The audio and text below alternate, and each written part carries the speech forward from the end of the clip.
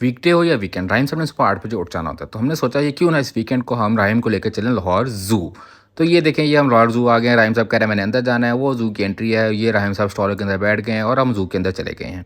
सबसे पहले जाके हमने देखी ये कुछ बतखें, और बतखों के साथ देखा हमने एक बांदर। बंदर को कह रहा है राहिम, ओ हेलो मिस्टर बांदर, और वो बांदर के पीछे पीछे राहिम साहब को मैं लेके जा रहा हूँ उस तरफ को। आगे गए तो वहाँ पे बांदर ने छलांग मार दी, और दूसरे ये पता नहीं क्या चीज़ थी, और इसने कहा हे,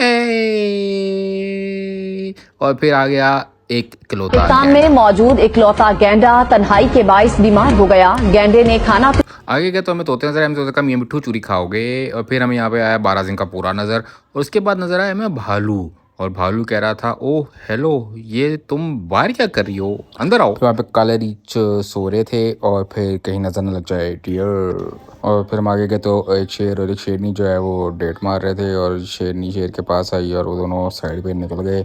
और फिर ये एक और शेरनी थी जो अपने शेर को देख रही थी, और ये शेर और बब्बर शेर आएगा। तो एक चिट्टा शेर था, और फिर एक और चिट्टा शेर था, फिर सिम्बा था यानी कि शेर का बच्चा जिसको हम सिम्बा कहते हैं। फिर टाइगर था, राहिम साहब टाइगर को हेलो हाय कर रहे थे, उससे दोस्ती कर रहे थे।